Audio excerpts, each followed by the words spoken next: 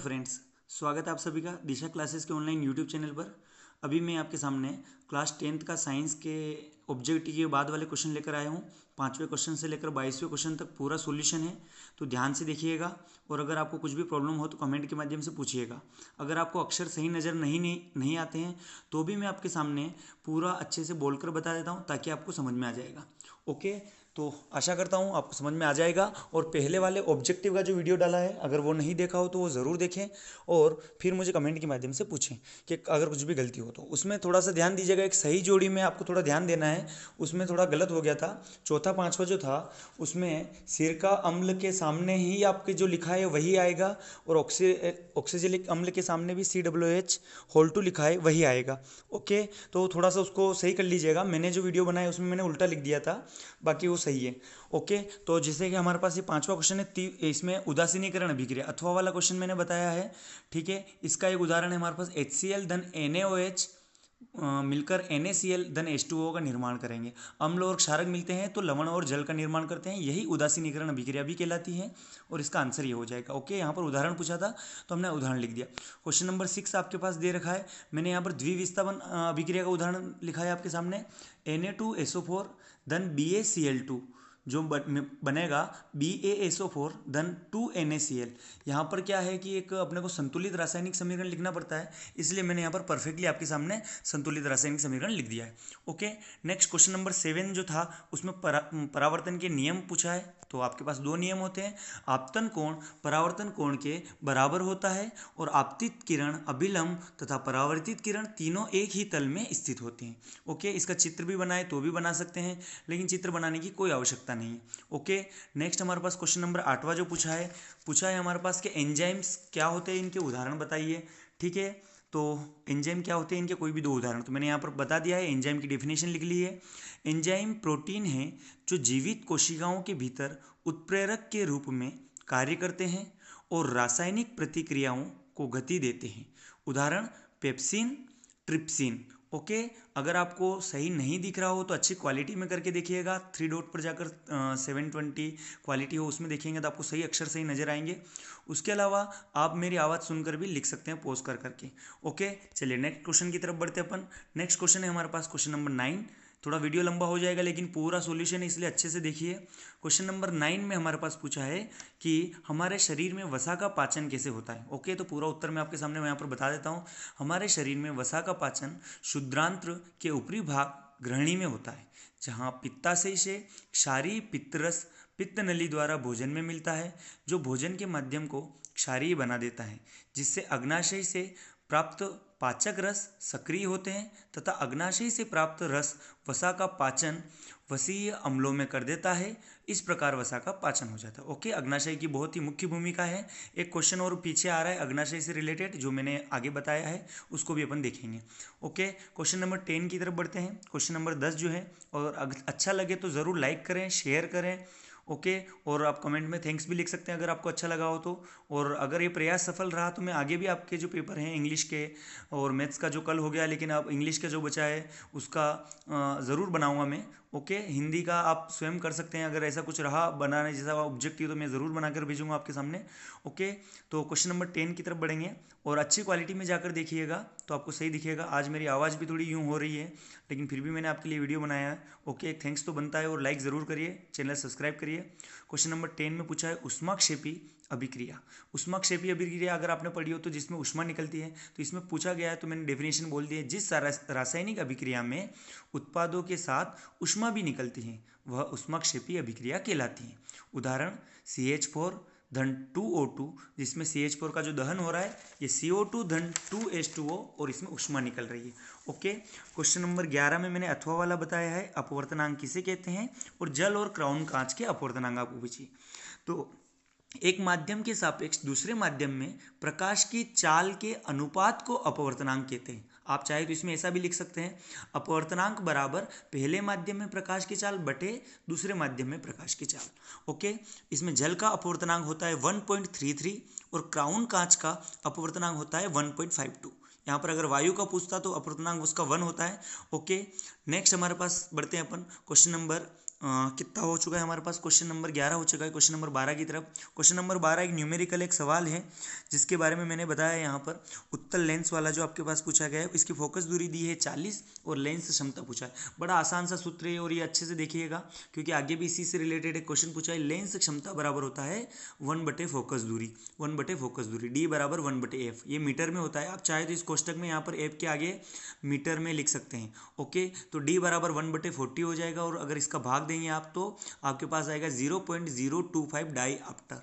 ठीक है, ये कौन से लेंस की है, तो उत्तल लेंस की लेंस क्षमता है। ओके, तो अगर आपको सही दिख गया हो तो ठीक है, नहीं तो देखकर आराम से उतार लीजिए।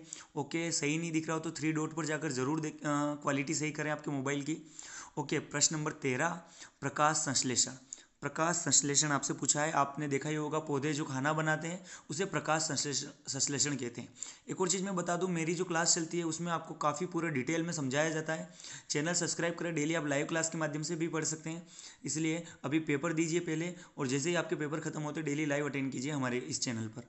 प्रकाश संश्लेषण किसे कहते हैं, तो स्वपोषी, जैसे हमारे पास स्वपोषी जैसे पेड़ पौधे होते हैं में सरल पदार्थों CO2 एवं जल H2O से सौर ऊर्जा का उपयोग करके क्लोरोफिल की उपस्थिति में जटिल कार्बनिक संश्लेषण करना क्या कहलाता है, हमारे पास प्रकाश संश्लेषण कहलाता है। इसका समीकरण है 6CO2 धन 12H2O। यहाँ पर जो अगर आपको सही नहीं दिख रहा हो तो ये ऊपर सूर्य का प्रकाश लिखा है और नीचे हमारे पास जो लिखा है क्लोरोफिल लिखा है। इन दोनों की उपस्थिति में ये बनाता है खाना। तो C6H12O6 जो ग्लूकोज का फार्मूला होता है, 6O2 धन 6H2O ये बनाता है। ओके, क्वेश्चन नंबर 13 भी क्लियर हो गया। अगर कुछ भी डाउट हो, अगर आपको नहीं समझ में आ रहा हो, कमेंट के माध्यम से ज़रूर मुझे पूछिएगा, मैं आपका हल वहीं पर कर दूंगा। ओके, क्वेश्चन नंबर 14 की तरफ बढ़ते हैं। मनुष्य के नर जनन तंत्र में वृषण के कार्य जो आपको बताने हैं, तो मानव, ये नर जनन तंत्र में ही वृषण का कार्य होता है। तो मानव वृषण में नर जनन कोशा शुक्राणुओं का निर्माण, देखिए बायो का क्वेश्चन है तो थोड़ा मेरा वीक है बायो, लेकिन फिर भी आपके सामने बता देता हूँ क्योंकि मैं मैथमेटिक्स पढ़ाता हूँ, फिजिक्स पढ़ाता हूँ। ओके, मानव वृषण में नर जनन कोशा शुक्राणुओं का निर्माण होता है। इसके अतिरिक्त टेस्टोस्टेरोन नामक हार्मोन का स्राव होता है जो शुक्राणु उत्पादन के नियंत्रण के अतिरिक्त लड़कों में यौवनावस्था के लक्षणों का भी नियंत्रण करता है। ओके, ये वाला हमारे पास क्वेश्चन नंबर 14 हो चुका है। क्वेश्चन नंबर 15 की तरफ बढ़ते हैं। बहुत ही अच्छा क्वेश्चन, अम्ल व क्षार में अंतर लिखिए। तो अम्ल व क्षार में निम्नलिखित अंतर है, ऐसे करके फिर आप इस तरीके से टेबल बनाइएगा और ये चारों अंतर लिखिएगा। चारों अंतर मैं आपको पढ़ के सुना देता हूँ। अम्ल स्वाद में खट्टे होते हैं, स्वार क्षार में कड़वे तथा कसीले होते हैं।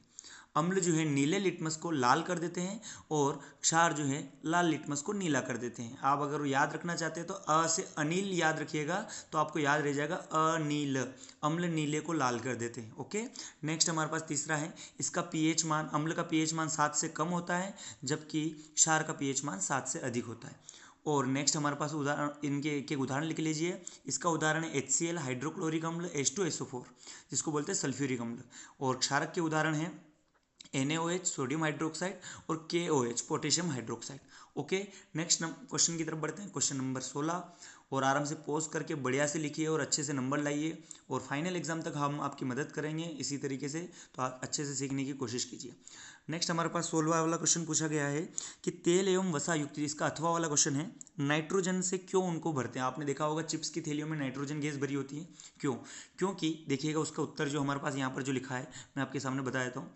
ये वाला जो क्वेश्चन है, तेल एवं वसा खाद्य पदार्थ वायु या ऑक्सीजन के संपर्क में आकर उपचयित हो जाते हैं और उनका स्वाद अथवा गंध बदलकर विकृत गंधी हो जाते हैं, जो तेल एवं वसायुक्त पदार्थ होते हैं। इसलिए इन्हें नाइट्रोजन जैसी कम अक्रिय गैसें से प्रभावित किया जाता है, जिससे वो विकृत गंधी नहीं होते हैं, उन पर तेल नहीं चढ़ता है। ओके, नेक्स्ट क्वेश्चन नंबर 17 की तरफ बढ़ते हैं अपन। धमनी एवं शिरा में अंतर लिखिए। आपको उत्तर करके लिखना है, धमनी एवं शिरा में निम्नलिखित अंतर है। मैं थोड़ा जल्दी में था तो मैंने डायरेक्टली टेबल बना दिया, आप ज़रूर आगे ऊपर लिखिएगा। तो एक टेबल में धमनी, एक तरफ शिरा लिखिएगा। धमनी में देखिएगा, आप देखते होंगे हमारे हाथों में, हमारे शरीर में 2 तरीके की नलियाँ होती हैं। ओके, जिसमें रक्त प्रवाहित होता है, आपने देखा हो हरे कलर की भी होती हैं। तो ठीक है, आप डायरेक्टली यहाँ पर उत्तर लिखिए, फिर बाद में कभी इनके बारे में डिस्कस करेंगे। तो पहला, धमनी में इसकी दीवारें मोटी तथा लचीली होती हैं, जस्ट इसका उल्टा इसकी दीवारें पतली तथा बिना लचक वाली होती हैं। धमनी में लिखिएगा। इसमें ल्यूमेन संकीर्ण होते हैं और इनमें ल्यूमेन चौड़े होते हैं शिरा में। हृदय धमनी का मेन कार्य है यहाँ पर, यह हृदय से रक्त लेकर उसका संवहन संपूर्ण शरीर में करती है, जबकि शिरा जो है शरीर से रक्त लेकर हृदय में एकत्रित करती है। इसका अर्थ होता है धमनी जो है ना साफ रक्त को प्रवाहित करती है, जबकि शिरा जो है ऑक्सी रहित रक्त को प्रवाहित करती है।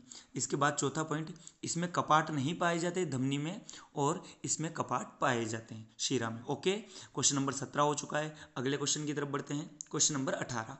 क्वेश्चन नंबर 18 में आपके पास सिंपल सा एक चित्र पूछा है। आयताकार गुटके से आपको प्रकाश का अपवर्तन बताना है। तो ये चित्र एज इट इज जैसा मैंने बनाया है वैसा बना लीजिएगा, ठीक है। प्लीज़ इसका पॉज करके ऐसा कैसा चित्र बनाइए, फिर मैं आपको इसको थोड़ा समझा देता हूँ आपको कहाँ कहाँ क्या क्या लिखना है। ओके, मैं थोड़ा सा इसको बिगाड़ रहा हूँ। एक ये जो किरण आती है, ये जो किरण होती हैं ये आपतित किरण होगी जो ऊपर से आ रही है, आपके सामने दिख रही है, ठीक है। और ये जो विरल माध्यम है वायु और ये कांच है सघन माध्यम, तो अभिलंब के पास झुक जाती है और फिर बाहर निकलती है तो वापस दूर हट जाती है। इसको बोलते हैं प्रकाश का अपवर्तन, अपने मार्ग से भटकना। ओके, नेक्स्ट इसमें जैसे जैसे मैंने नाम दिए सभी सही से लिखिएगा।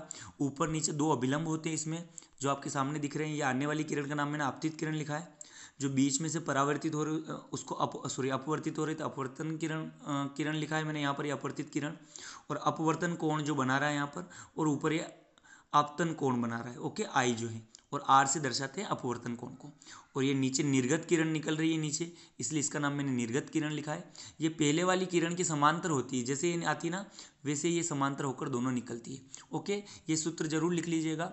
म्यू बराबर साइन आई बटे साइन आर, अपवर्तनांक बराबर साइन आई बटे साइन आर, इसमें स्नेल का नियम भी कहते हैं।